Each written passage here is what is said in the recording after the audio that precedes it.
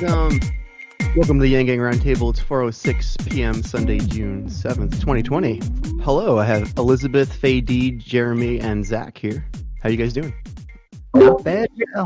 Good. How you doing? Getting by, you know. A little behind on the editing. I really wanted to get it all done, but I still think I'll get everything published by tomorrow that we did this weekend. So pretty good. A little tired. Looking forward to doing the stream today with no guests, just us, so we can have a little bit more of a relaxed time. I really do enjoy the open discussions that are still the team, you know. Mm-hmm. Yeah, it's good to keep our focus. So, this is a basic income advocacy podcast. In case you're just tuning in for the first time, who would like to talk about basic income, electoral politics, and poverty? In the news this week, it is, of course, a historic week. There have been protests of police brutality all over the country. The protests, of course, aren't just about police brutality. They are about an inequitable system overall. So, yeah, heavy times, friends.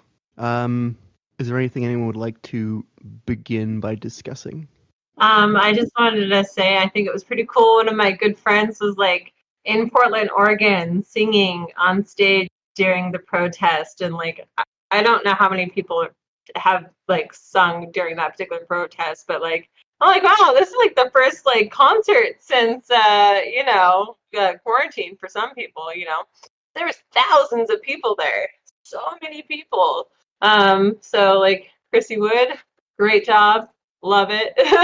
But yeah, there's been such a mix of good and bad protests out there. Quite unnerving to watch my Twitter feed and even my Facebook feed. Usually I try to keep all the politics on Twitter and my family and friends on Facebook, but now all my family and all my friends are activists, so of course my news feed is full. Yeah. Where was this protest where all your friends were singing? Portland, Oregon. Okay, cool. So I have the same one we talked about with John the other day. Yeah, different day though. Different location. Yeah. That particular park can hold quite a few people too. So I've never been to Portland, but yeah, I understand it's large. it's a beautiful place for sure. But yeah, how are your guys' news feeds looking? What have you seen? Well, I'm pleased to see that for the most part, the protests are becoming much more peaceful. You're not seeing the rioting really that was taking place last week when we talked. And I think that's a great thing because, initially when everybody saw that tape of what happened to George Floyd, everybody was immediately opposed to that, but then once you started seeing the rioting, all of a sudden it almost turned into a debate whether the protests are good or not. And it was kind of getting kind of weird for a little bit, I felt like. But now that the rioting has stopped, I feel like the country's kind of coming together again a little bit. And, I'm just glad with the way things have been going the last few days. I will say my feed now, because I left most other media for a while, has been TikTok. And so that's been mostly the teens teaching each other how to protest, which has been fascinating to watch, just teaching themselves how to make decent protest gear out of what's on hand, how to cover their faces, how to avoid leaving electronic fingerprints where they were, just teaching themselves every aspect of it and teaching each other. It's been very cool. That is cool. I'm not on TikTok, so I don't know anything about that. It seems quite a different approach. I've only kind of barely understood TikTok. I haven't gone on it myself. I only see random clips, but for them to be doing trainings on there, short little trainings, that's kind of cool. We should be training each other things in addition to politics and stuff like that, though. They are, and that was a cool thing that had been happening before. It's been every wave of problem that's happened during quarantine, there's been a wave of people teaching coping mechanisms for it on TikTok to each other.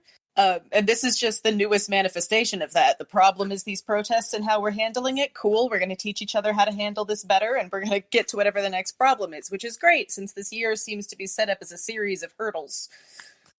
Everything is definitely unraveling, right? Which is it's so interesting to have like stepped back into these realities we've seen in the history books, right? Like, oh, it's just in color now. This is exactly what happened, decades ago for this or that, but it's here now, and it's worldwide, which it's such a huge collective experience, right? But I think it's also allowing people the chance to finally like not be a bystander anymore. They're like, you know what? I'm done feeling intimidated, and I'm finally going to open my voice. And so like you're actually grooming people to be a little more vocal about what bothers them, and standing up for what they believe is right, and working collectively. Like I think that's really cool. It's bringing just crazy different groups together. One of the weird things I learned there this week is there's a full moon right now, so I guess people who believe in witchcraft are out practicing, and the people who do that support Black Lives Matter are online using this time to bolster whatever they're sending. And at the same time, a lot of the Christians on there are like praying for these witches to be safe during this time. And that was just really weird to see. Religious people looking at a thing that, their long-standing historic enemies are doing and praying for it to succeed was weird. It's nice. I mean, it's like every historic enemy, it's just really a political framing that doesn't apply to most individuals. So that's good to see. Muslims were praying, and like people surrounded them so they could pray like safely. Like that happened during protests too. So it's almost like this gathering of all these different beliefs and ethnicities, and they're just like, can't we just save the world already? Can't this all be done already? Like, what is the problem, guys? I feel like that's what's happening. Well, there's just no political will to have any ideology that came before World War II, which is the place in history where we last had clashes between labor and capital that got super violent in mass. It's just like this bygone age of union busting that, and or not, the whole milieu of like FDR is just totally gone, since World War II and neoliberalism. And none of our leaders will go back to it. Nobody will go back to any ideology before what they have. And very few will move past what they have. So it seems like no matter what the people do, there's just no tool in the like imaginary toolkit of leadership. They go like, well, we can do 3 things and you don't want one of those, so I don't know what to do. We're going to take a break. It's so frustrating, what do you do? What do you do, right? Protests are only so effective. And it's like if they just don't care about the protests, then they could just go on forever. And our electorate could just ignore them, right? Well, with how big it is, I think it's hard to ignore anything at this point. I saw someone's recommendation to call the Freedom Dividend the George Floyd something. I don't know. Name it after George Floyd as a UBI. And I don't know if that was one of you guys in this group or not. But anyway. That was me. I suggested that was my idea. That's right. Yeah, that was a good one. Thank you. It makes it feel like there's something good that comes out of it. I hope so. Let's do a little thought experiment here. Let's do a little discussion. So, Zach, you're glad that the riot stopped. I'm glad in a lot of ways. I'm glad the riot stopped. But the downside is it's less pressure. And I feel like if there are never going to be riots again, the protests could just be confined and ignored indefinitely. So, just as a thought experiment, Zach, at what point would you support riots? Is there something in society that would happen that could potentially, in theory, make you say yes, now riots are justified? And what would that be? I mean, no. I mean, unless they're riots are never justified under any circumstances in your worldview. If it's targeted at a specific entity, like if, right now everybody's protesting police brutality, if they were rioting strictly against the police and attacking police buildings, I mean, I don't support that, but that would be one thing. But burning down an innocent person's business or a church, a lot of which are actually minority owned, that is unacceptable, period. And there's no circumstance that would ever be okay. At what point would you support the burning of police stations? It's hard to answer. I mean, I think we're close, honestly. So I said one of the good things that I saw this week was that the rioting has seemed to stop. At the same time, there's been a lot of new videos coming out of how the police have been handling these protests, and they're proving the protesters right. There was the old man who fell, hit his head, bleeding out of his ear. The police walked right by him. There was. He didn't just fall. The police assaulted, pushed the man down, and then ignored him while he was bleeding out. So he didn't just fall and get ignored. The police. Right, and what went down in front of the White House on Monday with Trump wanting to do the photo op, and there was like an Australian news team there. Basically, Australians on live TV saw their camera person getting assaulted by our police. When I see stuff like this, I go, okay, these buildings are terrorist strongholds. We're being attacked. Burn them down. I support it. Yeah. I have a hard time saying like, yes, the police are terrorists. But if you are going to if you're going to use violence to make a point, and the people need to riot, it's got to be targeted against those who are actually oppressing them. And if this case it's the police, the police need to be in the crosshairs, not innocent business people. There you go. How would anyone else like to comment? So, okay, I wanted to bring up a certain point today while talking, and it kind of stems back to hazing. Okay, now this is a tradition that's practiced to essentially humiliate and we know what it means. But I was thinking about the psychology behind hazing. So if you use stuff like sunk cost fallacy and a few other fallacies, it's quite the manipulation tool.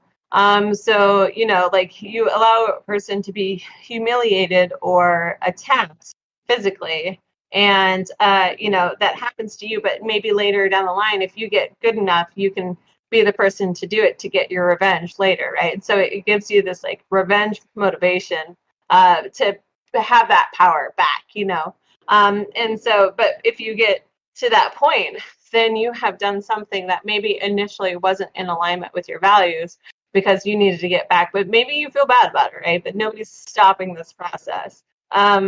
But because it's tradition. But then if you also think about, like, if you do something that hurts another person, I've already done a little bad, I guess, I can't go back now. And so you do something a little worse and worse, and it grows, right? And so it's hard if you've already invested so much into it. But the other thing about hazing is, like, maybe it prepares you for attack or whatever. If someone's going to be yelling in your face, you've kind of groomed yourself to like tolerate that, but also like physical attacks, and you're like using that as the incentive. Like that's what you're groomed for, instead of like communication skills and de-escalation skills. You're focusing on revenge skills, and like, there's hazing in colleges, there's hazing in the military. It's so much emotional abuse, and we just tolerate it. And I think like that's part of the problem, because then you add trauma. Maybe it traumatizes somebody and it's encoded in their brain, because when you have peak emotions, you encode memories even stronger. So whether that's a really amazing moment or a really painful moment, painful stands out bigger, right? And so then you're having a recall back to this trauma whenever you're in a situation similar to it. And so whatever has been neurologically like wired into your brain is the path you're going to go when adrenaline hits it, right? So your actions actually become a little bit automatic. And if that's what you've been trained to do, it's not good. And I think these protests and riots are eliciting these like traumatic responses But, if you go back to that college experiment where you had prisoners versus the security, they had to end it early because it was unethical. They're like, we can't do this. We're glad you did it, but it was too painful. And then we have a whole system built around something very similar to that, as if you're better than the other person when ethically, you're causing emotional damage. And so, it's a dangerous game to have a prison system like that isn't working towards incentivizing low recidivism rates, like the returning of the pain. I don't know. So these are things that I was thinking about. Thoughts? That Stanford prison experiment, I haven't thought about that in a while, but that was a very eye-opening experiment. And basically, you put a badge on somebody, you give them a little bit of power. Power corrupts, and that's kind of what's going on with the police right now. These are people who have power, and they basically become corrupted by it, just like these students that were in this experiment. So yeah, the Stanford prison experiment, that's definitely something to reference. Think of a uniform or a badge. Like if you're part of a team, right? You're in football, and you put that uniform on, you might be a little more aggressive because you feel like you're, part of a team, and you have people got your back. You might be a little more aggressive, when you're not wearing it, maybe you're chill, so it's just like, the disguise almost makes you more empowered. And if you can hide behind a badge, it's almost a transference of blame the badge, blame the people who hired me. It's no longer on you to be what's the word? Accountable. Yeah. So yeah. Psychology. It's an important thing. I wish more people would go look into it, especially psychology and sociology. Those are so important in understanding. And that comes out in the that case in Buffalo where the two officers pushed a 75-year-old man who was knocked down and started bleeding out of his head on the concrete, and then they walked by and pretended they didn't do it. That entire team resigned in solidarity with the two officers who did a terrible thing. So yeah, it's pretty incredible. The entire team resigned. I think that speaks to the kind of the hazing and the group mentality it instills. They lied about it first too. They said that the police initially said that the man just fell. And then it turns out it was all on camera, and they were forced to admit that he was pushed. And then that's when those two officers who pushed him they didn't even get fired. I think they were suspended or something, right? And then that's when all those other officers quit the team.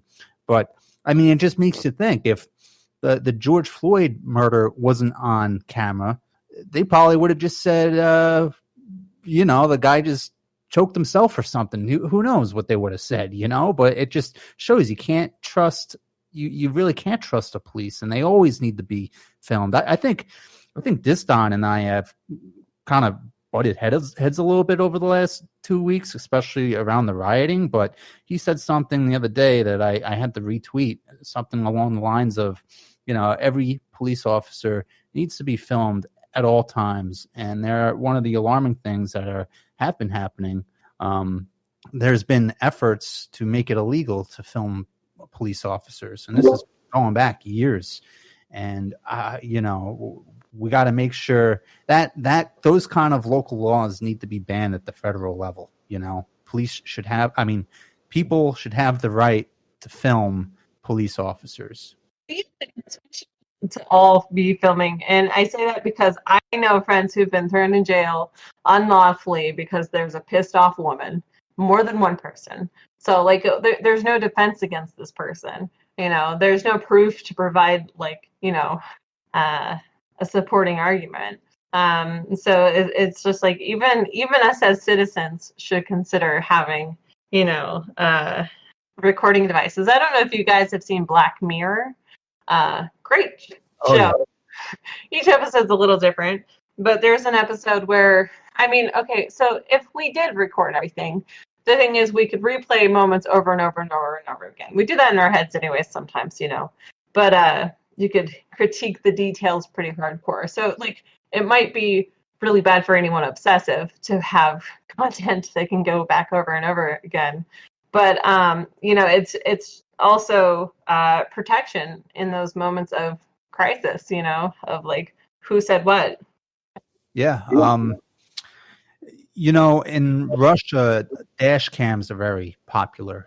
Pretty much everybody has a dash cam in their car, and you don't really see that here. But that's something that I think would help in a lot of cases. If every car came with a camera built into it, or an aftermarket one, because it would capture incidents of, if a cop pulls you over, you could just flip the camera on, turn it around, film the interaction. But number two, if you get into a car accident, there's actual proof of what happened during the accident. So, I think cameras and the need to be filming more things responsibly, though. You don't want every little thing on camera, but I definitely think that's something that should be a part of the conversation. Well, it should be part of the conversation, but I think the thing too is like, if you do like stop filming for like certain things, it's just we almost hide and shame some of the stuff that's just natural occurring. Like we're all humans. We all make fools of ourselves sometimes. We all did something we're not happy about. But instead of using that as like leverage over another person, we should be able to like use that for our like personal development, like, how from this experience, and like instead of like using film against somebody, like, okay, how can we make this better? What is something we can do? I don't know. But I think about that with the police officers as well, Every police officer needs to wear body cameras. There's no excuse for them not being turned on during interactions. It shouldn't take more than just hitting a button. Boom, they're on. If it's more complicated than that, then we need to make better body cameras for the police. And they should be live streamed. There should be a way to have these body cameras live streaming interactions with people, and this way we can have like an outside group monitoring these interactions. And if it looks like something's going sideways, they should be able to immediately alert the police chief in charge, or they should be able to intervene in some way to de-escalate the situation. And that would also be in the police's favor too, because if maybe there's an incident where a cop is at risk of being hurt, these outside agencies would be able to call in backup too if that's necessary, alert other police in the area. So I mean, body cameras would be a mutually beneficial thing for all parties, and it would create a way to really hold the police accountable and when they do something wrong, and it should also serve as a deterrent for acting nefarious. Yeah, you'd think like, a body camera with a dispatcher watching who could respond to help officers before they even ask for what they need, just because there's somebody watching everyone's cameras, you'd think that would be a boon, something that people who work in law enforcement would want. But unfortunately, it seems like the people who make the actual calls about policy in law enforcement are almost entirely corrupt and interested almost exclusively in cover-ups. It does seem that way, doesn't it? Just a little bit. But like, okay. I mean, I'm sure there are little places you don't hear about where nothing happens, right? But all the places you hear about, they're pretty terrible. Yeah. I was watching this movie called Observe and Report. No, it's a classic, yeah. With Seth Rogen. Yeah. What an interesting take on security officers and like the like bipolarness that guy had, like. Yeah. Zach, have you seen that one? Elizabeth, Jeremy, you guys ever see Observe and Report? It's an underrated dark comedy. I'd say it's worth a watch. I've never seen it. Like it explores like the sad, upsetting kind of like cop psychology, and it's kind of funny, but it's darker than you might expect from like your typical Seth Rogen fare. It made me uncomfortable to watch. If I'm Yeah, really, me too. I think it's supposed to. That's part of what it does. it was quite uh it was transparent to the realities. Like when you watch some films, they're just like, okay, we're gonna play to what we would prefer it to be, right? This one was a little more realistic feeling of like, wow, Yep, this is probably exactly. a real scenario that exists on multiple levels, Yeah, for sure. you I talk was, about like huh? hazing, and you talk about like hazing and trauma. A lot of comedy, of course, comes from pain and trauma and stuff. It's how you learn to think differently sometimes when you're in the most pain. But I think in this movie, and this is God, we're getting so far from our topic, but Seth Rogen really draws on like whatever pain is in his background that caused him to become a comedian. And he draws on it in a different way in Observe and Report, and you get like this surprisingly realistic, visceral like portrayal of like a really disturbed, like kind of young, like alt right kind of guy. It's a very good movie, actually. I highly recommend Observe and Report. It just is with your psychology a little. I don't know. We're just like, oof, yeah. That's too real, too close to home, But that's also part of the Yeah, thing that needs to be exposed. Is like, how would one overcome a scenario where a security guard is like, so the story is he's a security guard at a mall, and he has all his little obsessions of like he thinks everything he's doing is right, but realistically, he's kind of the douchebag and doesn't see himself as such, right? And it also his mom's an alcoholic, which was actually probably what helped get him to the point he was. Like the child trauma, the ACE scores, adverse childhood effects. If you got a drunk parent, more likely it's going to affect you later in life.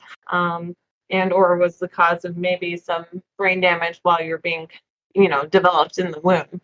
But like, and just like how he handled all these different things was sadly all of the ways that we feel we've been wronged in the world. And in some ways, maybe like the drunk girl who got like someone had sex with her while she was drunk. Those are real scenarios that happen, and it's just like, how do you feel about this? How does that like resonate with you? Do you like it? Do you need to move away from that? Because that's what film can do, is it can expose you to things you don't want to see, but it actually makes you think about it, so you form an opinion about it.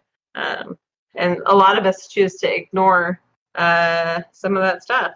But like 13 Reasons Why faces the other side of that. And when you face these, like, we need to lie to protect our like selves, like then you think about the police officers. I don't know if you guys have seen 13 Reasons Why, but like it almost shows why there needs to be all this deception, because like the punishment is what we're avoiding, right? And the reality of it is like there's some real deep wrongs here that aren't being addressed and aren't fairly executed. There could be rape charges against somebody, and they only get a couple months of jail, right? It doesn't feel fair to a lot of people, but it actually like causes more fear in the survivors, right? And like also, what was the point of going through all that emotional bandwidth in your brain to even handle a situation like that? Was it even worth it? Not really, So I think that's another reason why people don't even report sexual traumas. It's not worth it.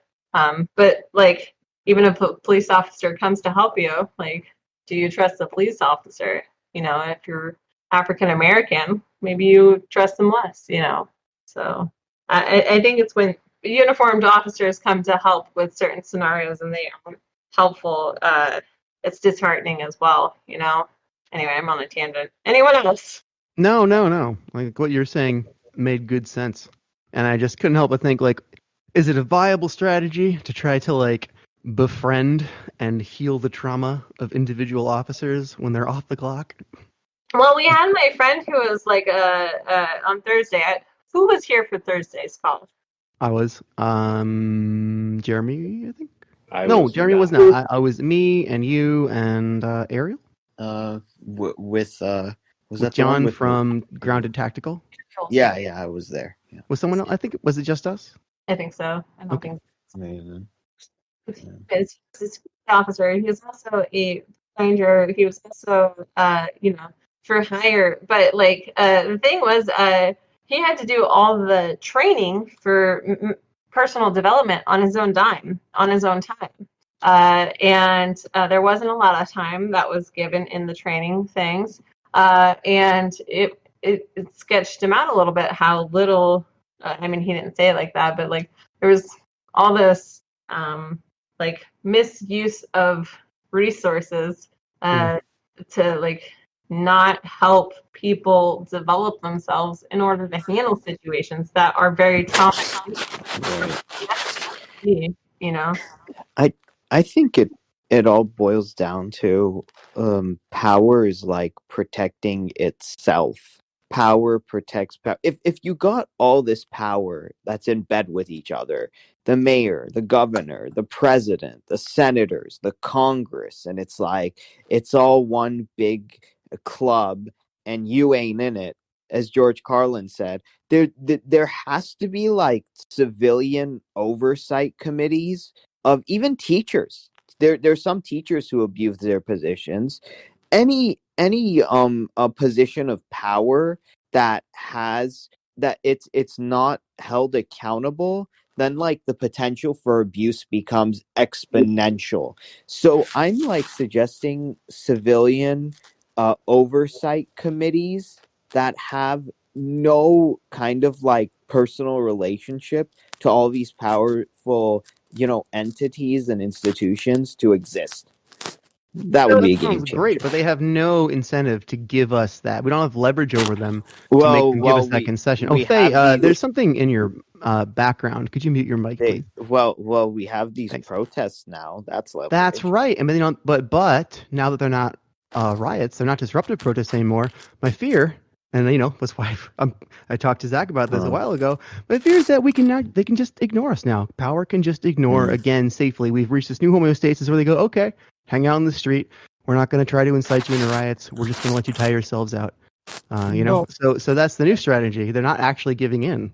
Well, so I mean, maintaining the protests makes it so it can't be ignored. I mean, you're still disrupting traffic. It's and I hope you're right. I think we're going to see change. And everybody saw that video. This is the first time where there was an incident like this. And there was like literally nobody taking the other side saying that it was justifiable for any, like the Michael Brown incident. There was this dispute whether or not Brown was charging at the cop and his life was really threatened, and so there's no gray area with this. Everybody, it was very disgusted. Yeah, I think we're going to see change. And we have to. So the protests, keeping them going until there's change, I think is absolutely important, and I support it 100%. I just don't think we should be burning everything else down because two wrongs don't make a right. Yeah, sure. I don't agree with I agree more with Zach, because I think it's not like rioting, it's not violence, but it's disruption. It's extreme disruption to all sorts of patterns, to all sorts of things, and it gets people to talk about it. I'm in favor of the minimal level of disruption required for change. I'm not a sadist or anything. I'm not crazy. I don't want things to be destroyed, senselessly. But I think it would be a shame if, especially since there already has been so much loss, so much destruction, if things were to stop. Because the people in power aren't, I hope, that stupid to not realize that if they don't change something right now, Ariel, every time you'd think They couldn't be so stupid to do this. They do, don't they? They go. So they will, won't They they? go above and beyond. That's the call right. of, They're not ever going to do the right thing they- until they have no options left whatsoever. So until the this backs are isn't the end. completely against the wall. Right. Their backs aren't against the wall yet. Right. They will give you no quarter. Above Nothing. and beyond the call of stupidity, as I like to call it.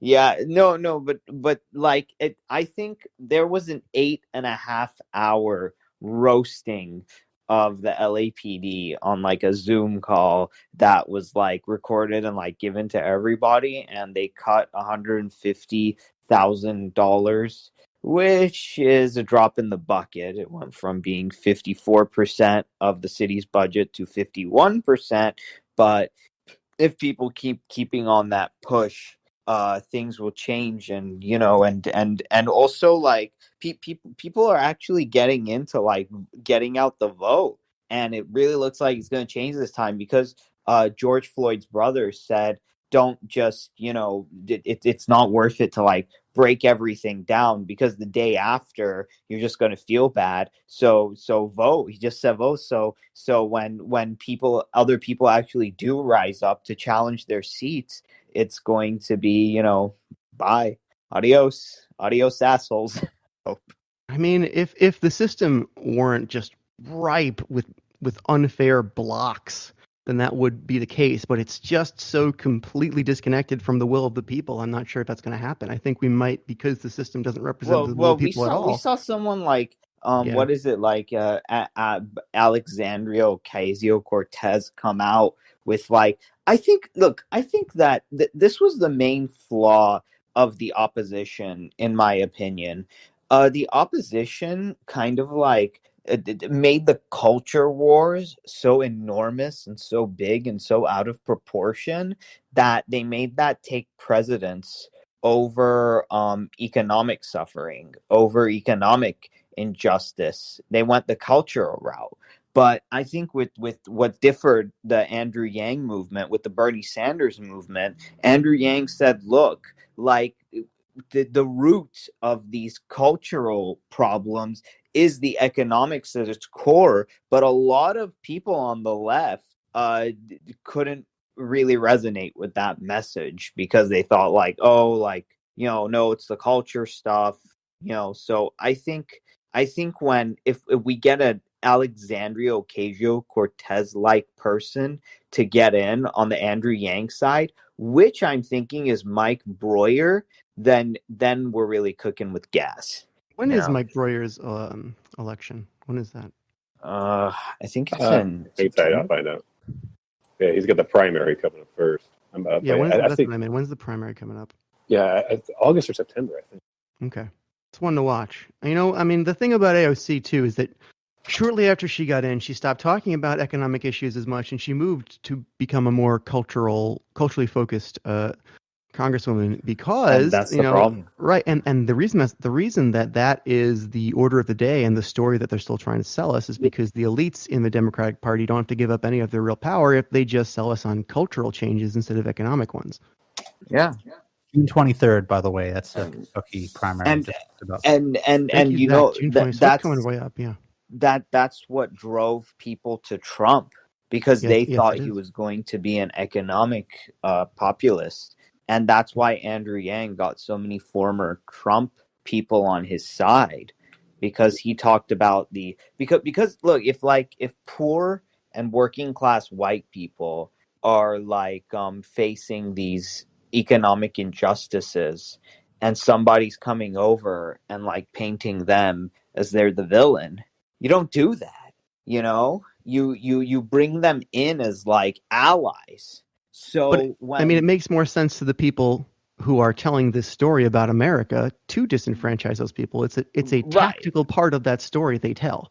Right, exactly. So neoliberals on the left who want to paint the poor and working class whites as the problems of the country just gave Donald Trump all the power he needed. So it's Donald Trump's presidency is just as much on their hands as it is on Donald Trump himself.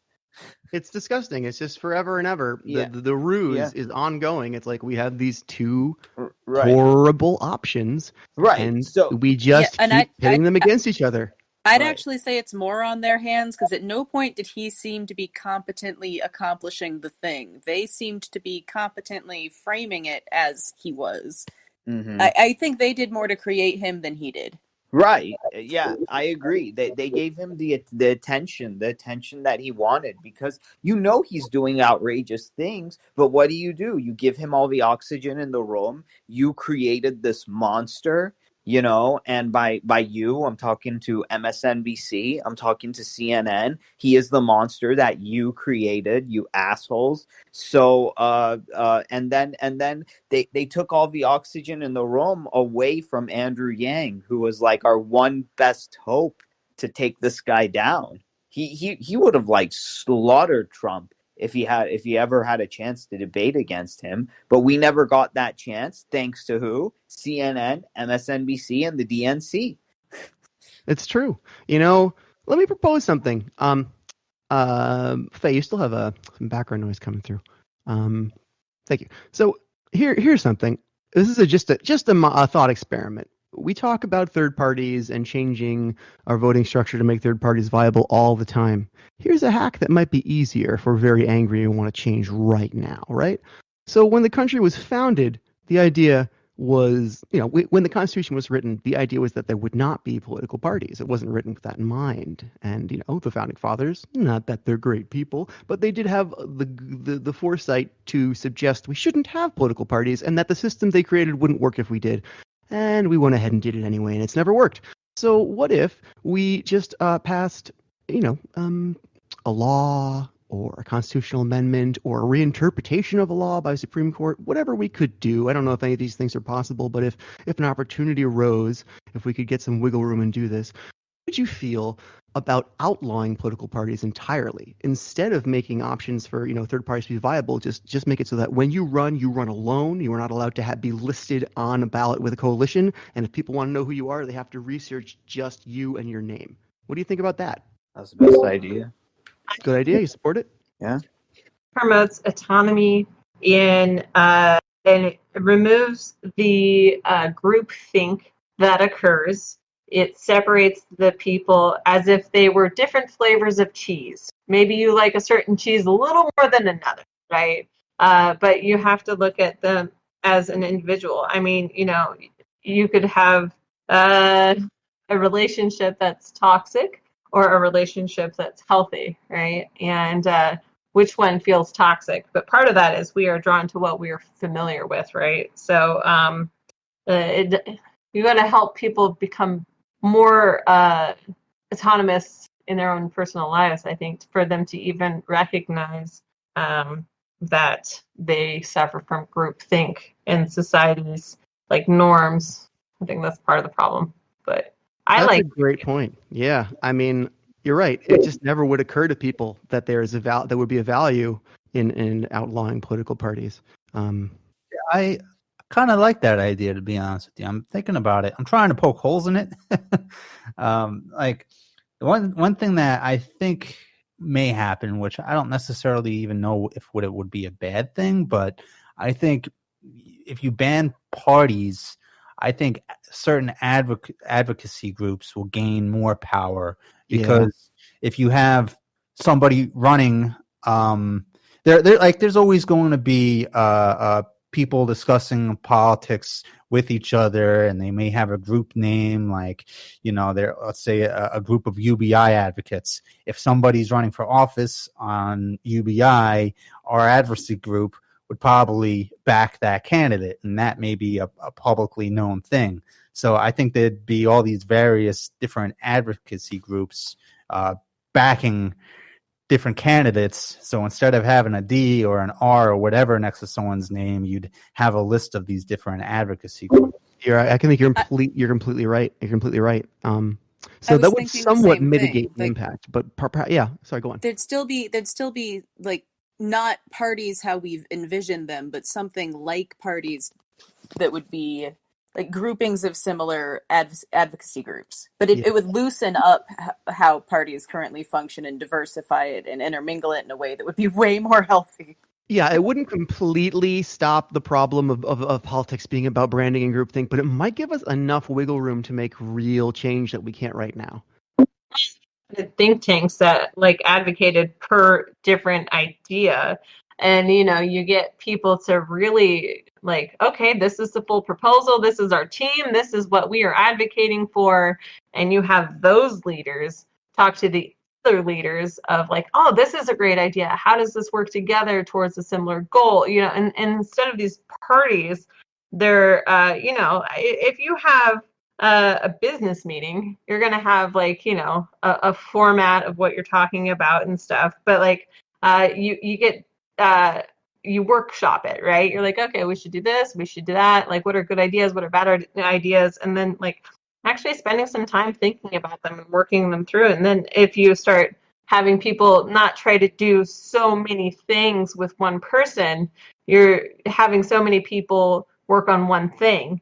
And you diversify that, and it allows more creative thinking instead of just like this popularity contest, which is what politics is pretty much. It's like wrestling, okay? It's we know it's fake. Yes, it is. Yeah, we know it's fake, and we enjoy watching it. Yeah, we got to get rid of this hobbyism and jersey wearing and popularity contest. It's destroying the country now, and that's not even hyperbole anymore. It is literally destroying it. Literally, physically. It's a nightmare because the contest is fake, right? But the stakes couldn't be more real. Right. There's a police siren right outside right now that I'm hearing. I mean, it's the American nightmare. Right. So I was doing some just like personal investigation on. I'm about half Native American, Chippewa tribe. And I was like, oh, there's this video that's got all this stuff about the history of my people, because I like was like, okay, my culture probably could tell me a little bit more about like who I am today, my foundation of my ancestors. And I was like, oh, okay. So like as I'm listening to it or watching it, there was a part where it's talking about the Native Americans made a treaty with the white people, and they thought of the land as if it was air and water, right? Like it's accessible to everybody. Yeah, land ownership isn't a thing that's possible. Yeah, in that world. They didn't comprehend it, and the misunderstanding behind it was so huge that these other people who created the contract are like, we got all the land now, And eventually, these people got like smaller and smaller areas that are designated for themselves, and pretty much like here now it's just like. Now we have people protecting this land that they've like claimed, even though it wasn't, no, I got money, so this land is now mine, Yeah. And it shipped a lot of the people, even like the names that were part of it were like, this is not what I consented to, right? And there's no chance of like, oh, you got on paper, you sent your name, now, you gotta, there was no retraction that was even available. I feel like that's. Like people are entering these contracts and getting duped by the language that was miscommunication, and there's no way to track it. I think that's happening today. That's that's why I feel like we got to support disruptive protests, because if the sort of order of the day of the government is just trick the people into compliance and despair, then perhaps we have to stand up to that physically. Yeah, that makes no sense. Just with like civil disobedience. Yeah, I get that, but there's a big difference between like a sit in blocking traffic versus burning down low-income housing projects. It's yes, there is. Very a big difference. Different thing. It's very different. So when I was watching this stuff on the Native American stuff, though, I was thinking about the different culture, right? Natives had certain rituals for certain reasons, right? There's a lot of psychology behind rituals. It's just symbolic, right? But it actually might activate certain like thought processes that hadn't been addressed, or blah blah blah. These, you could create any ritual for your life to add significance. It's just like a wedding, right? That's a ritual. That's a significant moment in your life. It's nothing magical, but you've made it magical to yourself. Well, if you learn these cultural things, you might understand and find peace within yourself. But like culture and skin color is somehow woven to a way. Like, you know, if you look at it from a Native American's perspective, a location was just a point of like reference, right? Like, oh, that tall tree, that's where, you know, this particular social contract is adapted, right? And it wasn't split by boundaries per se. But then you get to the white people started calling the tribes by different things because they wanted to identify them, and it actually kind of split them up and caused a lot of well, it was the, you know, you're not me, so I don't like you anymore. And even though it could be it didn't change who you were, but somehow now you're better than me because you're on a competition. You know, you might get more aggressive if you have a family flag football team. You know, you might be more aggressive towards someone else because you just put them on the other team, right? Even though they're your family and you might love and care about them, but you've like given an opportunity to compete in a way that maybe becomes aggressive or grudges are formed, you know, and it's just like a simple game, right? Well, that's what we allow politics to do to our like country. Yeah, well said. Don't chime in all at once, guys. Right. Yeah, no, I agree. The only thing that we have left is to like wake everybody else up to this, you know, and how do we do that? How do we get ourselves in front of the ears and eyes that need to see this and hear this? But I think people are waking up, or else we wouldn't see thousands of people flooding into the streets. The only thing that we need now is to not just have blind rage, but to funnel the anger and rage into a productive, intelligent capacity that makes lasting changes. Yeah, that's also very well said. But specifically how that's done is a bit of a tall order. Some people say that leaders must emerge. Like historically, like magic people are going to walk out of the crowd and go like, "Here's what we all want," and everyone's going to get behind that. I mean, maybe. I don't know though. I mean, I feel like that's another trap because I mean, it's if we're 2020. letting Anything can the happen. opposition dictate what beats the narrative has of the protesters, then that's going to lead to failure because that's the story that they're setting up for the protesters to follow.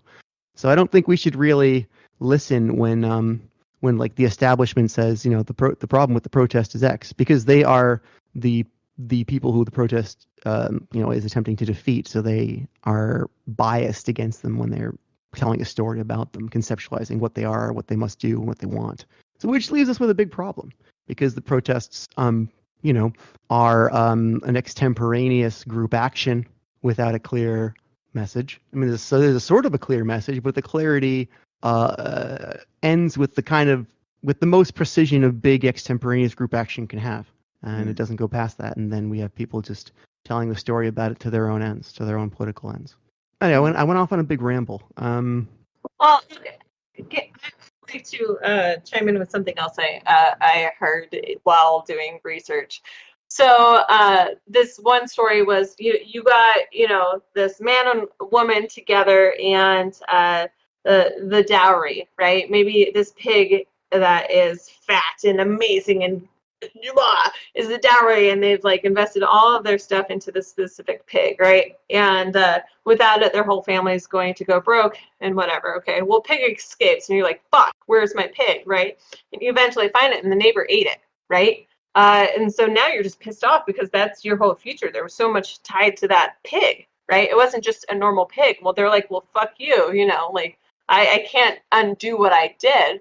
And so maybe that one person gets mad and comes in at night and kills like someone that was dear to them as revenge, right? And then those people get mad and they come after the other people because how dare you kill one of my people? And then this war goes on for generations, and then eventually you're just teaching your kids, I'm so mad at you, I'm so mad at you, because you've like separated yourselves from them, right? Because of this like big battle where these like revenge things keep building on each other. It never goes away because like nobody's been the generation to be like, you know what?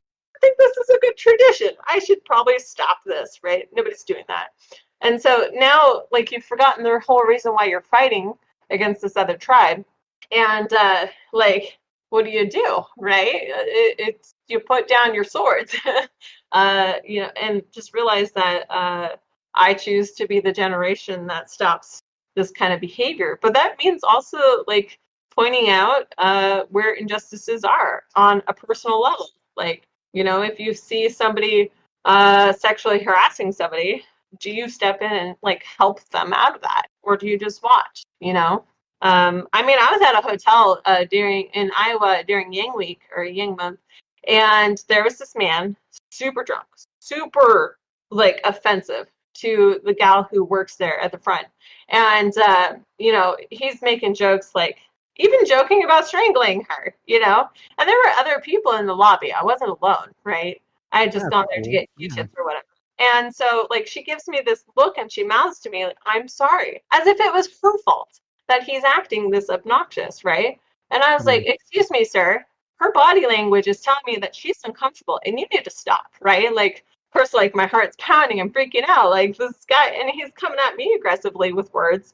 I was like, I got some people I'm sure will get my back, but like, I'm acting like that, but I'm not like saying it, right? But I was just like, you need to leave. And I stood there until she got off work and got escorted to her car. But this guy was a regular, right? And they had never once banned people from this hotel. I was like, let me talk to your manager, give them my phone number. I will do what I can to help like make sure this man is not allowed here anymore.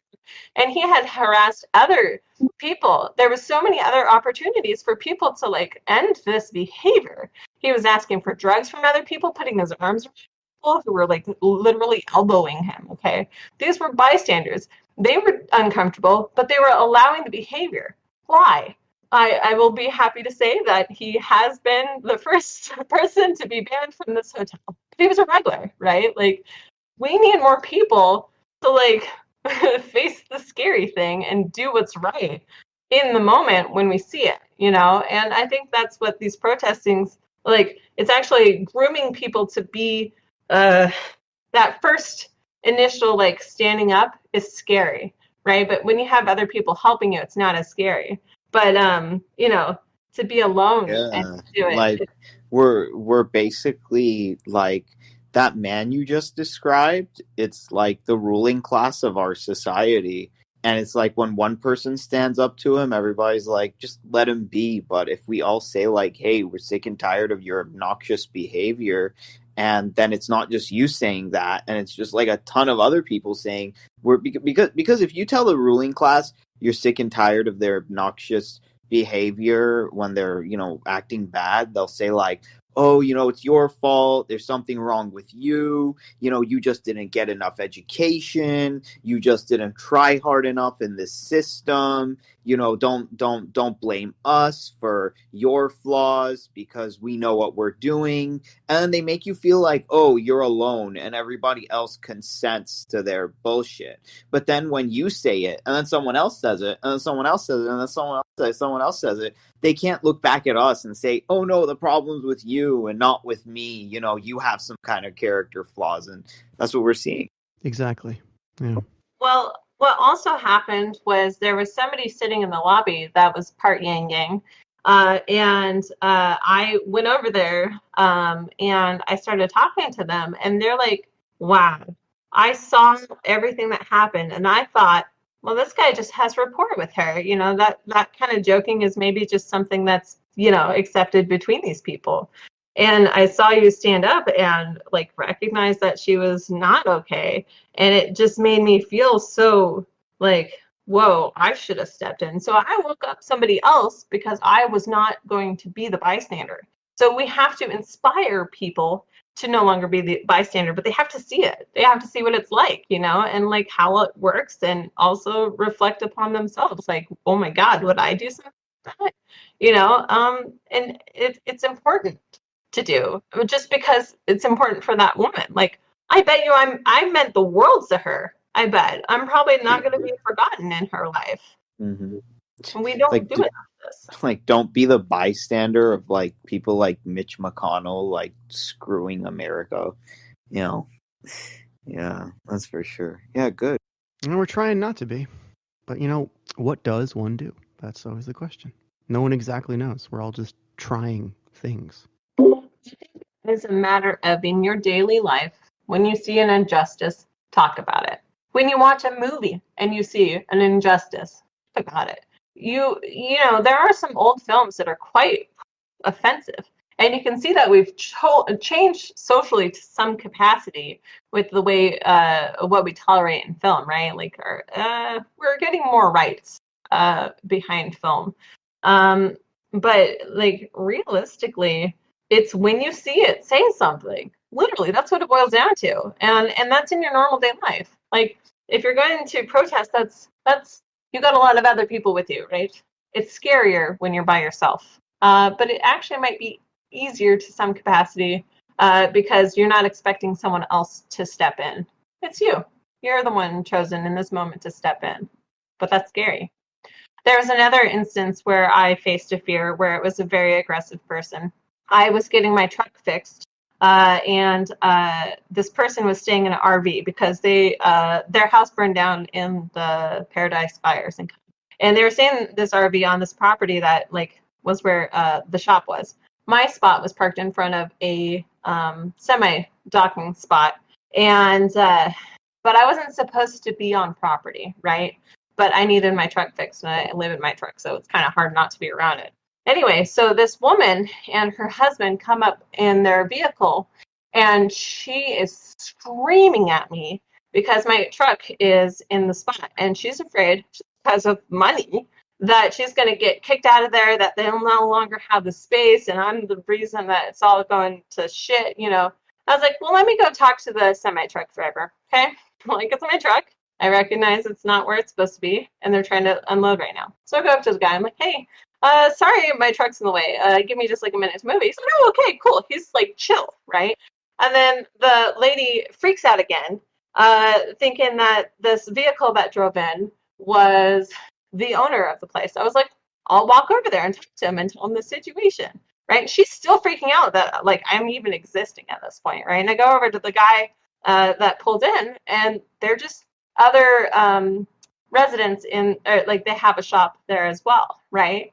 And I'm like walking between worlds, like talking to these people. They're like, oh, no, you're good. Like, what's up, you know? And I go back to this woman, and she just like screaming profanities at me, saying, get out, you know? And it's like, my situation's a little difficult right now, you know? Like, please be patient with me. But hey, why don't I call the owner and talk to him? And she still was so scared that she was going to get kicked out of there, right? And it's like, because of communication, this woman's freaking out. She is so afraid that her whole livelihood is going to be taken from her, and she like targeted me. And I went between worlds. That could have been a scary situation, and I was going to approach it with communication, right?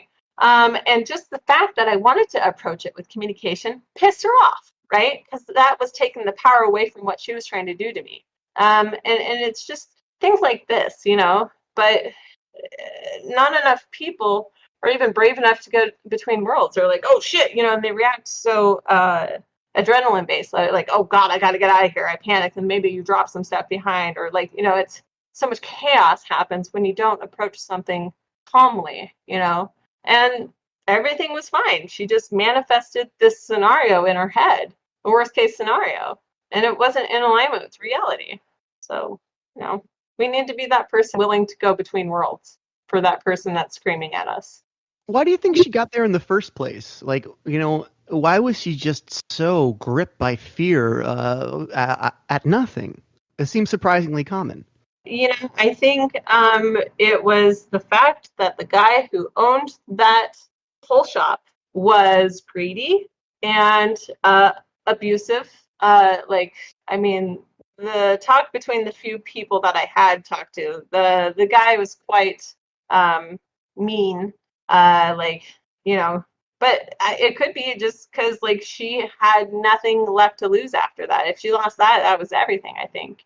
I could be wrong, but I mean, she also could have been on drugs. Who knows? But it was definitely desperation to finances, I believe. But it's not like we sat down and had, you know, a cup of tea together or anything. Yeah, that makes sense.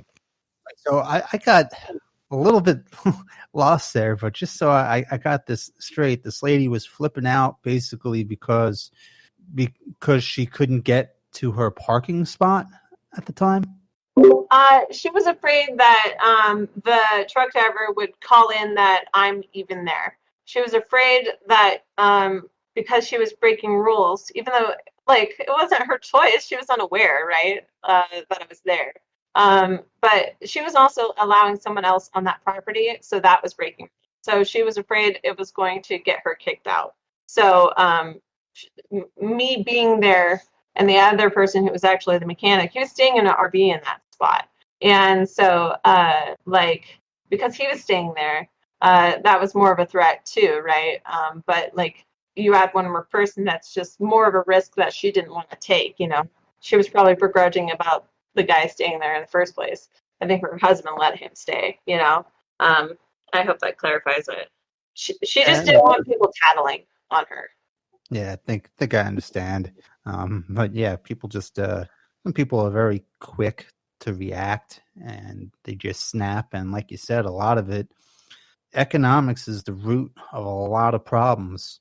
And something like a universal basic income would take people out of that scarcity mindset that, you know, Andrew Yang spoke so much about, and it would trickle into how we, you know, it would impact race relations too in a more positive way. I think, you know, if we could just get rid of that scarcity mindset, there would be less tensions between the races because there wouldn't be that need to scapegoat that other when things aren't going well for you, you know, which is such a naturally human thing that we do. We scapegoat others, and, you know, there would be no need for that if we could just get rid of scarcity. Yeah, you brought it home. You know, you'd think it would be hard to connect everything we talk about back to basic income, but it's not at all, because it is the key to creating the agency and security that stops Americans from making just bad, destructive, unfortunate, antisocial choices. Like that, you know, that woman who is freaking out about, you know, just thinking, you know, her whole like livelihood and life could hit a brick wall because someone parked in the wrong spot at the wrong time. She's just so disempowered because she doesn't have a lifeline or a safety net. She probably wouldn't be like that if she had a sense that even if some people in her life who she was relying on for her income and or whatever just completely failed her, flipped out in a way she never expected, and like, you know, just completely abandoned her, left her high and dry, she wouldn't be like dead. She wouldn't be out in the literal street exposed to the elements, dying of whatever could kill her out there. She would be okay, and that changes everything for everyone. I think Lynn's site, which we had, you know, guy on here said it best. Like, you know when you play a video game, or not even a video game, even when you make a document, and you forget to save the document, and then if that document gets erased, like you have to start from square one. And starting from square one and having all the progress that you've made just fade away and disappear in like a snap of a finger, it drives people crazy. But understandably it does. So I think that's what a universal basic income is. A universal basic income says that it's through all of your hard work and the, you know, things that you've done in your life, your trials and tribulations. You're not going to start over from square one randomly just because one little thing went wrong. You'll have that checkpoint to start back at instead of starting all the way back from the beginning, you know? There was a thing I recently listened to as well, and it was talking about how most rich men generally got there off the backs of someone else. They generally had to step on somebody else to get there, right? And so now we have a whole system that actually like glorifies these people who stepped on the backs of so many other people. You know, like, oh, you did good, you did this honestly. Did they really? Because if they got paid fairly, you're not going to have billionaires. You know, especially if you've grown to such a big thing. Like there was a CEO, I think, somewhere that essentially he's like, I'm not going to become like rich because then I couldn't pay my people fairly and give them the the health insurance and dental, they couldn't give what the people needed if they were to get rich because it wasn't ethical to that person. But we have almost a trillionaire out there, we have to be aware that these people didn't get there ethically, most likely. And if they did, I would love to see that trail. We have all these theories and all these stories that tell us that markets and capitalism give us the best goods and the best people, and that the market sorts out the best stuff and puts it at the top. But all my life, I've only seen the market give us the most ruthless people and the most exploitative goods. Now it's like believing in the Tooth Fairy and Santa Claus to believe in the market. Right? Why do we love the market when it gives us the most ruthless people empowered to lead our private and public institutions and the most exploitative goods and services? Why? I don't get this love for the market. Well, how quality is the stuff? Like, we don't even have toxicity reports readily available. We could be consuming stuff that's toxic, right? But we as an individual don't have the capacity and resources to test that stuff. But really, maybe we should be testing a lot of stuff. I mean, mercury used to be used regularly. That's a big problem, right? And so if these big companies are trying to make as much profit and use as cheap of materials as possible, we could be really causing ourselves a lot of toxicity even. But you also got to think of okay, you have these cow farms with thousands of cows. You can smell it miles and miles away. What is that doing to the atmosphere? What is that doing to the people who live near it? What's happening to the rivers nearby? Even the way we raise our animals, or corn. Corn is the reason why it's humid in Iowa, apparently. I found that out by a local. If it wasn't for all the cornfields, maybe the weather would be different here. The lightning and thunderstorms are scary here, and it's what is it that we have made regular that is actually not good for us or the environment? I don't think we look at how careless we've been with the products we even consume or surround ourselves with and how it was created. Yeah, I think it goes back to this idea of faith in the market, and that's it comes largely out of a conservative worldview. I mean, Zach, you have a show called the Liberal Conservative Report. Why do you have faith in the market in the light of what seems to be the market just failing to deliver consistently, always putting the worst people in charge, always giving us the most consumer exploitative goods and services? Why do you still believe in the market? What are your thoughts on the market?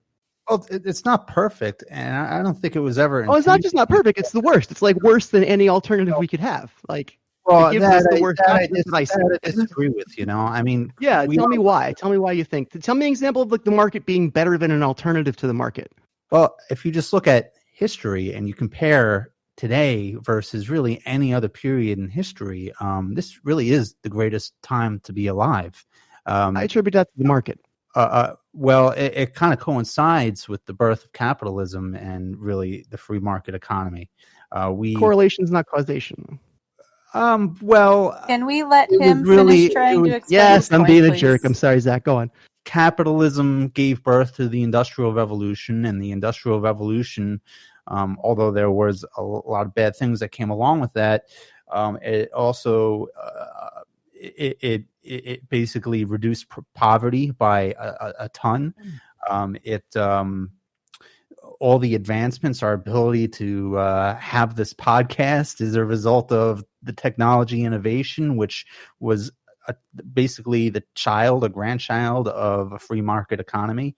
But there are certain things that it doesn't do well, and I do think it needs to evolve. We need to turn capitalism into a more human-centered, a more caring version. Should not just be winner take all. It has problems, no doubt about it. I still think it would be better than communism, or maybe there's some areas where you can have a socialized universal type system, like there's definitely a good case to be made in healthcare where there's a market failure there when having a free market type system. I'm kind of on the fence about this because our system really hasn't really been it's really never been free market for the most part, at least not since World War II. And it was really once the government started getting involved in the healthcare industry, beginning with World War II, when prices started going up through the roof. So again, it's not great. It's not perfect. It's far from it, but I just don't see what other system could set prices in a way that just makes sense for the most amount of people to provide the greatest good. I'm ranting. But I mean, it doesn't do that. It's what I keep getting to. It's like we have this idea that I want to challenge. I don't think it sets prices for the greatest good for the most amount of people. I like most people at this point would probably be doing better under a barter system. We're dying under this market. I mean, if you just consider the sheer amount of stuff. I mean, I don't know your exact situation or anyone's for that matter, but even a poor person today has more belongings than a middle class person 300 years ago. So I'd assert they're also less happy. I genuinely can't think of anything I could trade to get an iPhone. Like I don't. A barter system, I don't feel like would improve my life in any way. It's I mean, I was just being absurd to. I know, but like that's something. But I mean, like it's so bad. I think I could entertain the argument of a barter system, but at the end of the day, I wouldn't realistically advocate it. But we need something else. I just don't think a little nip and tuck, little Band-Aid here and there to make the market work in the way we imagine it will. If it works right, it's going to work. I think I would like to assert that we have this theory that we could have a free market and it will be perfect, but it's never really happened. But what if that's not the case? What if there really never could be a free market and it never could work better than it has? And we just need to move past markets and move past a market-based culture entirely. I mean, since we adopted it, we've consistently made it better. Like, it's far from perfect, but it's certainly better than it was, say, during the industrial age. Like, when that boom started, we're no longer relying on child labor to create energy in our country. We moved it overseas because we're better, not perfect. But I mean, like, can we even imagine an alternative to markets? Not just capitalism, but an alternative to markets. Supermarkets? Okay. Good night, everybody. Supermarkets. I think we have to go through capitalism to get there, though. Like our problem is resource scarcity. We don't currently have the technology to get through that. And I don't see how we get through that without what we have, but better. Okay, so as a nomad who practices all this time banking and bartering and trading, maybe I should chime in. So even these markets, but yeah, go on. So I managed to get an iPhone, and I didn't buy it, and it happened through social currency. We'll just put that out there. So it's possible. It's not. It wasn't expected by any means, but someone gave me an iPhone. But moving on. So as far as barter and trade goes, I will say, like, this market, like, people don't know how to do it, right? But, like, in the markets back in the day, like, maybe you wanted a blueberry pie, and that's all you have.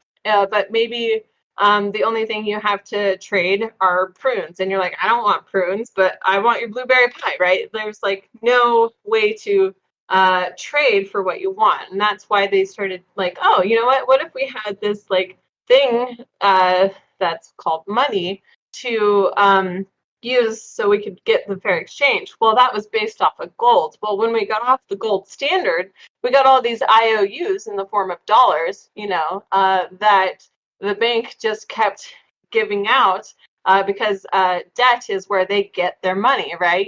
The interest and all this other stuff. If you owe me money, like, and so how do you do that? You keep giving out money, these IOUs, but when everyone tries to collect at the same time, the banks are like, shit, we got caught, And so like that ruins the whole system behind money. If you're not having any standard to measure it against, right? And so then you think about like, well, how would you go into like establishing a market? And that's time banking, that's Skillshare, that's farmer credit, like that. You do good and you get rewarded. Yeah. It's essentially trying to think outside of the box, but you also might have people who aren't, maybe you do the timeshare thing and somebody doesn't come through on their end, but you came through on your end, and then you feel gypped, right? So there's got to be some form of accountability too. But go ahead. You're talking about another transactional worldview. It's another market. It's a market that just dispenses with currency. It's social currency in lieu of literal currency. And I see what you're saying, and there are advantages there. And I mean, look, we have a transactional world, and it's terrible. But I mean, I wish we didn't.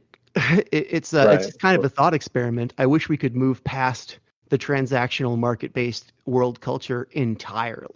Maybe someday. But I think what you're talking about is what the Venus Project was behind, and they got a lot of help from the Zeitgeist movement about shifting towards a resource-based economy, which is if you guys aren't familiar with it, it is a cashless society where work is not required. Automation does 99% of everything, and so it's really like Star Trek come to life. Yeah.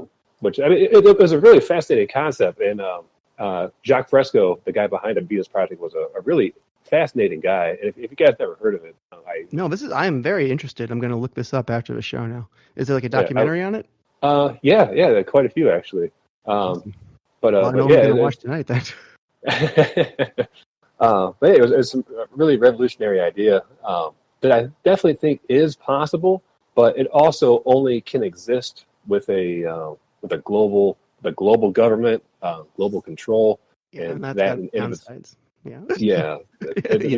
There are some major hurdles in the way from it. I mean, is it possible? Yeah. Is it possible in the near future? Unlikely. Yeah. Just while we have this moment where we're all just thinking deeply about the underlying psychology and meaning and implications behind all the civil unrest, I just kind of found myself digging as deep as I could to get, like what am I angry at? A level down.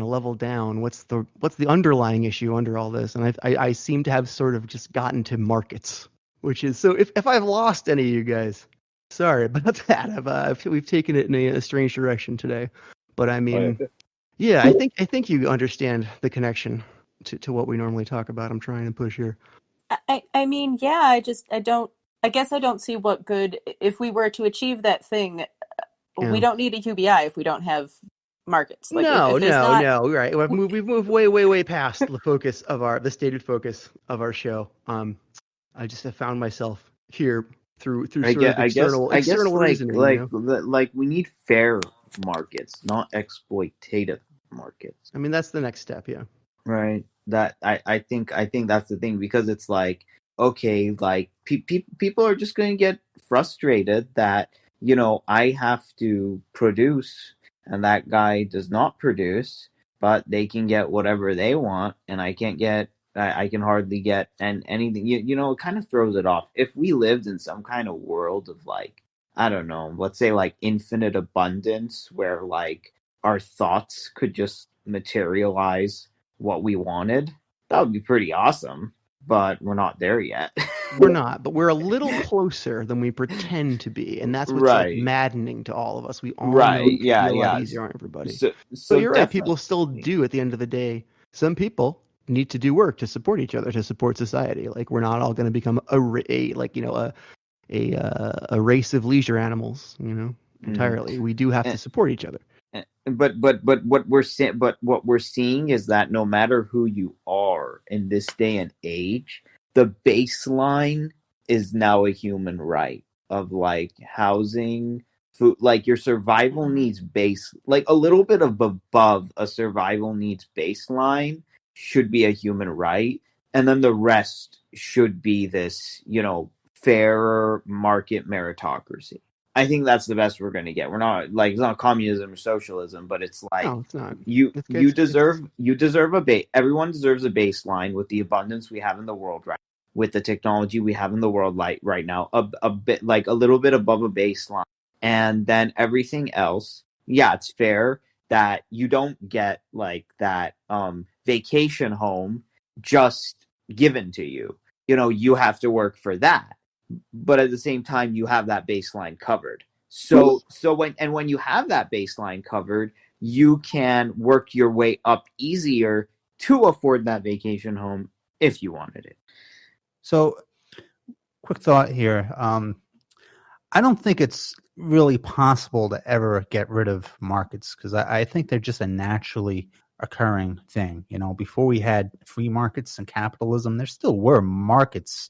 They just functioned a little bit differently because different people owned capital. And, you know, if you go back to the feudalism age, serfs are really basically slaves who were owned by, you know, their lords and whatnot. But they were still buying and selling. There were still markets.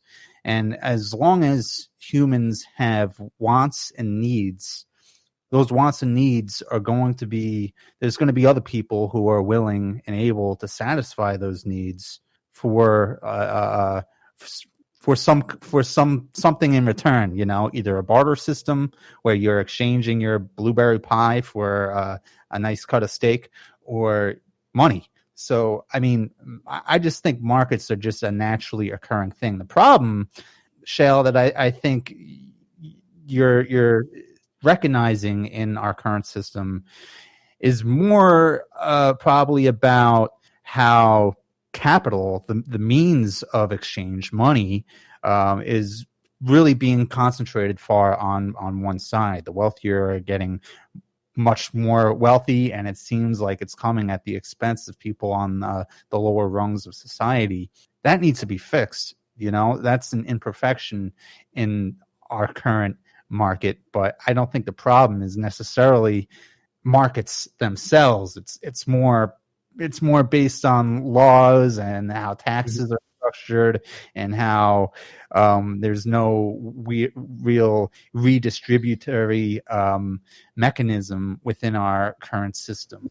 If we had that, it would improve markets all around. Well, I think we're having two separate debates here, and I mostly agree with you on one, which is that the market we have, it does not function as the elites say it does, as our theory says it does, and it is not free in any way or fair, and it could easily be improved. It is very far from what a good market or the best market system could be, and a market system can be good. They can have a lot of good things about it, and it can create a stable, prosperous society. Though I think where there's more room for debate, and it's not like a right or wrong answer, is whether or not markets are both inevitable and natural. That is a bigger question. We also just need to look at transparency. Is what you're doing fair to everybody? Maybe you're making a significant amount of profit, and the people helping you make that profit get none of that. But it's not just that. It's like consent. Are you consenting to this huge disparity of how much you're getting paid? If you wanted to do work for, $10 an hour, and you were happy that you were getting paid that, that's great. But if you're getting $10 an hour and, that person next to you is doing exactly the same thing and getting $20 an hour, and you see that, it might make you want to balance it a little bit, right? Because you see where it's not right. But then we also have are you consenting to work for your boss who's pressuring you to meet a deadline while emotionally abusing you? Maybe they're yelling at you because you're not doing something right. I met a woman one time where her job was to go into businesses that have bosses essentially that aren't doing things ethically right, and so if things felt off, she would go in there and essentially educate these bosses on how to do things more ethically. I think I still have her business cards. And I sit down and talk. She's a busy woman, but like she would do that. And I'm like, wow, we need more of that. Zach, I put a link in the chat to the Wikipedia article on the Kung people, which is something I remember the Kung people from college. This is an example of a people who are still living modern today, who live in a non-market culture. They have a tribal society in Africa, and two taboos govern the transactional exchange of property. One, if someone asks you for something that you own, if you're holding it or it's like it's in your home, and if they ask for it and you don't give it to them, that's taboo, and it's considered wrong, because people wouldn't ask if they didn't need something. And the other taboo is asking for something you don't need. If you ask for something and you obviously don't need it, or the other person obviously has a need for it and it's scarce, that's just as taboo. And those two taboos simply keep everyone free of want. Now, this works in a very small society. Could it work in a larger? I don't know, but I would love to try because it's more aligned with my personal values. I mean, I guess it's possible on a very small scale, but this is actually something that Karl Marx even talked about, he was part historian as well, and he basically talked about how in the beginning we all lived in like a tribal type society where basically everybody controlled the means of production, although not all that much was getting produced at the time, but everyone owned everything jointly. And then we progressed. I think he called it like a slave society after that, which was basically your ancient empires, and then feudal society, and then capitalism, and then communism, which was supposed to come after capitalism, was basically a return to that joint ownership of the means of production, except with the benefits of the Industrial Revolution that only capitalism could usher in. So I don't know where I was going with all that, but I'm definitely gonna have to look into these Kung people because I like your response here. I really think like what it is that what people have like a really deep-seated feeling that they've been cheated in this country, and we have been. I mean, just point blank, we've been cheated. So just the thing to say is just like, I don't think the problem is with the markets. I just think it's the way that the markets are rigged. That privatizing the gains and socializing the losses is not a market. It's a rigged game. It's a game. It's a game of cheats, and bugs and mess ups. So if we can, root that out and make something that's more equitable, and it's like having a race where somebody starts the race like already 2 miles ahead of you, and then some other person is 3 miles behind you. And that's what, as Yang Gang, I think we've noticed, and we said we got to change the rules, To consider is we have these businesses that are like, meet your quota by this deadline, right? Some random number a day they picked out of the year, right? And you have one person who's taking bigger, riskier chances, and they might have like a chart that's got really sharp spikes on it, really high, really low, really high, really low. Yet you have this other team that is consistently moving slowly up, little spikes, and they're moving the same direction, and they're very steady, and they have a stable landing. But if you're measuring it by a certain date, by the time you get there, the team that's been taking more risks managed to meet the deadline with a high profit, and they get rewarded instead of the people who've had consistency. Because of this arbitrary due date, the wrong people are getting the rewards, and it's de-incentivizing them to keep on this like path without reward and encouraging riskier behavior. There was also something else, like because the way things are right now, it's very it feels like we are the slaves. We are the wage slaves. We have to work in order to survive. Blah blah blah. Well, I mean, boil it back or like rewind back in time to when slaves were a real thing, and you have someone saying, well, what you're doing is unethical to these slaves, and you're like, I don't want to be looked at as unethical, so you might actually fight against that. Like, fuck you. Like, don't you see these wonderful benefits? And you almost have to dehumanize them so that you can exploit them and not feel so guilty about it, right? And you have to almost double down. And I think that's kind of what's happened with these big businesses as well. They're just doubling down because they don't want to like feel guilty about how they've hurt so many people, and it's back down to the sunk cost fallacy. Like how much they've invested at this point. Like to let it all go would be a release of control that they don't even know how to handle. Yeah, and then you get people who've had the experience that I've had and go, "Wow, markets don't work," because of what you said. I think like rigged markets created by terrible people don't work. But I mean, yeah. If the people feel like we're slaves, and we're not going to have love for the system that did that to us. So in a lot of ways, we are the slaves coming up to the slave owners and be like, "Hey, we demand to be treated fairly," and like they're still like, "No, we're different people," to some capacity. Well, I mean, yeah, that's right. At a certain But point, I view that as why we need a UBI, not why we need to get rid of markets. Right. Well, I mean, a UBI is another. Yes, I'd like a UBI. I'm just. Yeah. We're talking about other stuff, but yeah. Well, yes, obviously, the UBI is what we want if we want to keep a market-based society.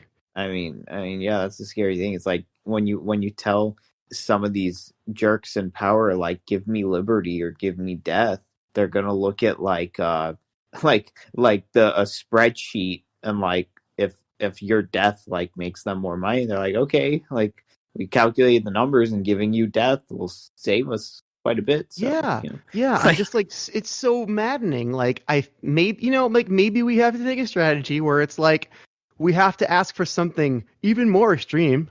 Not that it's that extreme, but we have to ask for something more extreme than UBI, so they'll barter down to it. I mean, probably not what we should do, but maybe. I don't know. I'm just so angry and so tired that still nothing is changing, And despite I think you're jumping the gun here again, Shayla. I remember maybe like we were talking about the stimulus payments, and then when the Democrats said that they wanted to like means test it and stuff, it drove you crazy at that time. Or they said like we wouldn't even have it, like we weren't going to do a stimulus check, and then you thought like no stimulus check was ever going to arrive and nothing was going to change, but it did arrive. It did happen. You're right. Yeah, that's true. So that's a step in the right direction. So don't do that. Like so many people jump the gun before anything even happens. Well, yeah, but if we jump the gun in the other direction and we just become complacent, that's when we lose the small gains we've made. So I just try to keep us going. In the right direction. I just think that we get Joe Rogan to like shout us out. We can get somewhere. You guys know I like to play devil's advocate, especially on like slow days. Yeah. Especially so that's what we really need. Like we need to get someone. We need to like, instead of keep inviting people in here, like we need to like shout out ourselves out there. Well, we had talked about going to like Democratic and Republican local meetings, but I guess civil unrest broke out, so nobody really did that. The thing is that Jeremy, can you work in the other direction instead of having them come in here, us go on their stuff? That's a tough ask. I mean, I can give it a shot. There's just no social machinery for writing to someone and asking, may I be on your show? And also, it's imagine someone writing to us like that. I mean, they're probably fine, but what if they're not? Well, No, why wouldn't we? If they Right, if and that's they the wanted to question. get their voice heard, and it's Yeah. a voice that we're not that the mainstream isn't hearing, we'd be open to it, would we not? It's probably, but we would have to talk about it. I mean, it's You know we'd what? have, yeah. to meet in order to be able to come on a show like ours, and then you turn that around to other people. Like, what would we be looking for if someone was reaching out to us to be on our show? Like, what would we need? Do we need an interview with them? Well-roundedness. Yeah, It's like if someone in the group vets someone or suggests someone, I'm not going to have a problem with it all. I'm barely going to check. I'm just going to trust the people in the group. But if a stranger writes, I will just want a little like confirmation that it's not something like some kind of unexpected entrapment. Mm, mm. I mean, yeah. maybe that's just pure paranoia. But sometimes, yeah, Well, someone could come on look, just like troll us we or look something. I guess at that's not their, something to be afraid of. history, Yeah. what we can find about them, and if this person has some views that like people, and we gather a very good following, and that there's some views that can open the minds of our followers and help them in their lives, I'm sure we would let them on, and that's what we have. So it's like, You're right. Yeah. I mean, we're very accepting, and we have let pretty much everyone on who wanted to come on. Yeah. With So almost if we no take exception. this to the other direction, and someone with a good substantial audience kind of shouts us out, because like at this point we just want people to know that we exist and we understand them. Like, isn't that a great feeling when Yang came out and we all knew that we exist and we understand each other? Now think about it, you guys. Think about the thousands and thousands of protesters out there that could be hearing our voice, and we could be giving them like good advice on how to make their movement more effective to actually get results. You don't think that's a good thing? So I'm thinking, if we go on a show like Joe Rogan, and Well, what a would lot you of tell them? people listening to that, so I mean it's an idea here. So what Well, we would need to make that happen is you'd need another person to kind of go through and vouch for whoever's going to go on the show. Look, we already got.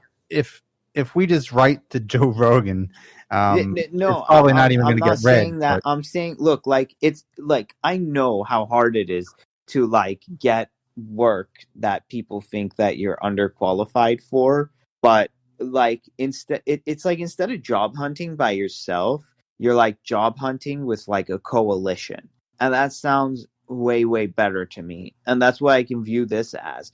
It's not just our own weight. We have Scott Sansons and Paget, but I don't know. I think, Jeremy, you said you had like a direct line to like Andrew Yang, that we didn't even need to go through Scott and Paget, something like that. Angelo. Yeah, No, that was Angelo. not you. It was Angelo that said that. It was Angelo that said he had a direct line to Andrew Yang. Right. Okay. So here's my idea. Andrew Yang knows Paget, knows Scott, knows Angelo, I'm hoping. And then with this weight, what's his name? Andrew can reach out to Joe, and then he can say like, "Hey, Joe, remember the last time we talked? This and that, blah blah blah." Well, I have a group of my own people, and they're called the Yang Yang Roundtable, and this is the kind of like change that I made in the world, and these people would like to have a conversation with you and like record it. We have when we put our creativity and we combine like our creative powers and our influence and our stuff like that, we can like do it. We can reach for the stars. I'm telling you. I think the beautiful thing about like Joe Rogan and stuff though is he has like a decent dedicated amount of time to really talk on his show about different issues. And I think some shows, like when we have special guests on, we only have a few questions because there's so many people. But since he has less people on his show, like it's more direct conversation. It's an engaging conversation. So I feel like it's almost a whole different dynamic that wouldn't have existed. Yeah. Okay. Yeah. Joe's just one person. I'm just talking about big influencers out there with like a large audience, and we just got to get rid of these imposter and inferiority complexes that we may have, and just try for anything, because it's great when we get them on here to talk, and they're influential people, but then at the same time, who are the masses of people out there that need to be listening to this that don't even know it exists? That's the thing that I'm saying that can really help us out. Well, Well, the specific example you used, I'm curious what you would say to them. We don't, like, you might have protesters at this group, you might have people listening. So if you think there's advice we have to give, we should be giving it instead of talking about how we can get them to listen to it. So if you have it, give it. Yeah, a UBI can help these kind of racial tensions quell a little bit. That's already a thing they're fighting for. Yeah. That's already one of the things that Black Lives Matter has listed as one of their goals to achieve is a $2,000 UBI. Right. But the way we talk about it, they may not have the same arguments that we have. It's something that like you just demand it and you say, hey, I want this, but then the other side is like, oh, that's communism, and then they're like, we want it anyway, and we don't care that it's communism. But we have the argument that, like, no, it's not communism. It's like capitalism that doesn't start at zero. And have you looked at what their arguments are? I don't know that I have, but I think a lot of them, if they were already UBI advocates, probably have similar arguments. Right. I know, but how it fits in, like, we can give them that to use. We can give them that rhetoric to use to, like, help them out if that's what we can expand their minds. Yeah, I know what you mean. We are providing people with rhetorical tools, and you're right. The more people that listen, the more people are armed with those rhetorical tools to fight for our cause. Absolutely, that's and we what are I'm getting out talking there. about. But the people who listen to Paget and the people who listen to Scott, they get similar rhetorical tools, and they may be led to us, and maybe Scott will have one of us or all of us on his show at some time. Keep in touch with the people we have on the show, and I'd say write them directly instead of relying on Jeremy. Faye, were you trying to say something? He's just getting people on our show.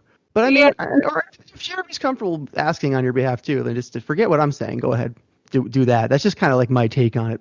Okay. No, what I was just trying to say was we need to get out of our own echo chambers. So the guy who was security came on here, and he hadn't even heard of Andrew Yang. Okay, like people thought it was a joke when he was like, "Who is this Andrew Yang?" Right? And like it's so easy to just go and find our own people. But it's like, well, maybe we need to get people who aren't Andrew Yang supporters on here and just listen to them and like see how they feel about this perspective. And maybe people are aware of like some of the stuff we're doing, but they haven't like associated it with the Yang Gang either. Like he didn't know about the math hats. He had seen them and he was like, I've seen all these math hats. That's what they mean. They're not like we don't have I think we got some space next weekend. Can we get someone to debate with, someone who's anti-UBI on to debate with next time, or someone who represents an establishment viewpoint? The point I'm trying to make is that we need to get the good audience first. So that's why I'm suggesting for the shout outs to go on the other shows to let them know about us, because we can have all these conversations and talks, but if it doesn't get to a large enough audience, it's a shame for it to go to waste. Yeah, for sure. The way I see it, I just don't have a lot of control over that. And maybe that's not the best way to look at it. I do what I can to reach a larger audience, but I feel like I just mostly have control over like the content of the show. Right. And I hope the theory is like if the show's good and the market works like it's supposed to, then it's empowering. We have to look at it more in an empowering way, because I'm just like blown away with the people that Jeremy gets on here. I mean, like mayors, congressmen, the people running for Senate, and it's awesome. And they come and they do it. But then I'm saying, but then do they go out there, and then do people know about us out there? That's what's more important. It's like how do we pull more people in? So like I said, in my YouTube experience, those shout outs just worked out the best for me. So the thing is that, like, if we take it out there, because what I'm thinking is that the people that we invite on, we can tell them to record it on their end too, so that gets a signal out, No, I'm fine with that. I have no problem with people using our episodes on their own YouTube channels. I think it's a great idea if people are willing to and interested in it. If our guests who want to do that, I think I'll send them the video that I make. I'll send them the audio that I make. They can use it. Do you think people would want to, Eric? Yeah, I'm sure they'd want to, because I think, like, Let's let them know they can. any kind of open-minded person would be open to it, because they're always willing to come here and talk. So I'm like, on second thought, then it's like, and we have these great conversations, and we bridge so many communication gaps. But if we're doing this in like a bubble, Let me propose something. just You gave me an idea, Ariel. I have a proposal for a policy that we could do as a group that might satisfy your suggestion. What do you think of this? Every time we have a guest on that we like, we will send them a nice thank you for coming on letter, just a short one, and we'll attach the video and the audio. And we'll say, if you want to upload this audio or this video to any of your channels where you publish anything, you may. Great idea. All right, we'll do that. Good That'll idea. start being our policy from here on out. Yeah. Also, while we're talking about like policy and group development, I'm looking forward to hopefully testing out a Discord bot that will automatically create world's better SEO write-ups for all of our episodes. That will take tagged information that anyone can type into the channel while we're recording these on links and topics, and format it neatly into an SEO optimized text document that I can use as a description, and that Zach can use as a description on YouTube, and I can use as a description on Anchor and Spotify, etc. So that's hopefully something we'll get to test out next week. So I'd just like to chime in a little bit. Like, we have a page that we now exist. We should be posting on the Facebook page, but also other interviews that we have done on other people's podcasts. Like, for me, I was on the Canadian Universal Basic Income Advocate. I was on her podcast, right? And so, like, they talked about it, and I only recently was like, oh yeah, I should go see where that content even got put. Like, I hadn't even watched it, and I didn't even realize they had a follow-up episode, right? But see, part of it is going out to other people's pages and talking about the roundtable, or like, hey, your organization is really cool. Do you guys have like a representative? And then maybe like, do you guys have go to their page and then start asking questions, build rapport. And then, maybe someone's talking to you and you're like, hey, like, it'd be really cool to be on your podcast. I think that is a strategy we could use, because, it doesn't hurt to ask, right? But like, to just do the investigative, like, what group should, like, I infiltrate? Yeah. No, I keep imagining someone will create like a Yang Gang Roundtable Reddit, a subreddit for us. And then, like, they'll go to the other Yang subreddits and UBI subreddits and political subreddits, make friends. People will start joining our community, posting there, cross-posting there. This is like my fantasy about some really talented, avid Reddit user who either is revealed to already have been with us for a long time or like joins the cast. But I think like a lot of those things would happen in social media outlets if we had someone who was just really into that social media outlet, who was also really into our show, who would create like a page or community on said social media outlet for us. So right now we do have we have a Facebook, right? I think you run their Facebook, and Zach, you run our YouTube. But yeah, some more social media representation would be really good. If someone wants to run a Reddit for us, that would be good. But I'm not sure if any of us are Reddit users. I don't use Reddit, but I do agree. We should I think we should create a list of what we goals and strategies, but I think we should also teach each other how to do stuff like maybe Jeremy gives a guideline on how he finds people, and then we replicate that. Yeah. We need to yes. teach each other these techniques. Yes. True, Yes. yeah. Would anyone be interested in learning editing? You said you were gonna create a whole tutorial and post it up.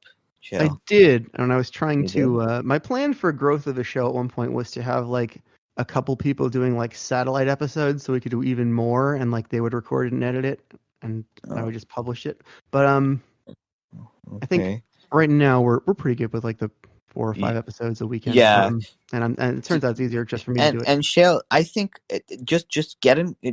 Scott is a good friend right now. He's on a buddy basis with this podcast. You through him, hopefully he can get to Paget, and then we can say hey, Shale, you should go on Paget Kagi's YouTube channel and talk about this. We should send the two-phase. Don't say me. Okay, whatever. Well, I mean, you're the host, but I mean, I guess. Yeah, I'll go on. Scott would be a great person to be able to pitch it to someone else with the YouTube channel. Hey, I know this guy Shale who runs this other great channel. Why don't you have him on for a talk? And he's a UBI advocate, yada yada yada. We have all the right rhetoric here and the right ideas. That we're only missing just a large audience, and that's it. Whatever. Well, also remember, we've only been doing this for 3 months, so I think we're doing okay, actually. We're doing too shabby for a baby podcast. But let's shoot for the freaking stars, Absolutely, that too. All right, well, I mean, it's after it's almost 6:10 already. So we've been on for 2 hours 10 minutes. Shall we call the show here, guys? That's a good idea. Yeah. All right. Well, this is good. It's good to get it out, to air our grievances after a stressful week. Huh? Yeah. Because here's the thing I'm saying just before we go, because you get pissed off at the market and this and that, and then it's anger, and you're why is it like this? Why do we not have? And then I'm okay, it's I think it's important for more if you want the things that you're frustrated about to get done, this will exert enough forces, and that's why I come up with these suggestions. Oh yeah, I appreciate it for sure. I'm generally in agreement with your suggestions. I'm just saying it's it's kind of an area I don't have the most certainty in. Right. We'll give it a shot. Cool. Yeah. Well, all right. It's been quite a weekend. We had some fantastic guests. Thank you, everyone, for listening. Thank you, everyone, for coming and speaking and doing this. This is a good episode. It's a strangely emotional episode. It's good. It's good to talk about some different stuff. So, I hope you'll join us again next weekend. Stay safe out there. We never actually gave our Twitters, so we'll just do the old traditional Twitter sign off. Starting with you, Ariel. Yeah. You can find me at ARIELS_ARMADA, and that spells Ariels_Armada, and I am on YouTube as Revolutionary Thinking. Thank you. Elizabeth. At Unicorn36902, but YouTube is The Wandering Unicorn. I read books. Thank you. Faye. My Twitter handle is at Tisdoney. That's TISDONEY. Thank you. Jeremy. Hi, this is Jeremy. You can follow me on Twitter at JeremySammons1. It is JeremySammons and the number 1. Thank you, Jeremy. Zach. Yes, ZACH_SACHER. And as always, thanks for having me, Shale. And I will see you guys next weekend. Thanks for coming on and for entertaining all my questions. I singled you out a little bit, so I appreciate you tolerating that. And as always, I am at SHAELRILEY. Stay safe out there. Keep fighting the good fight, and come back next week.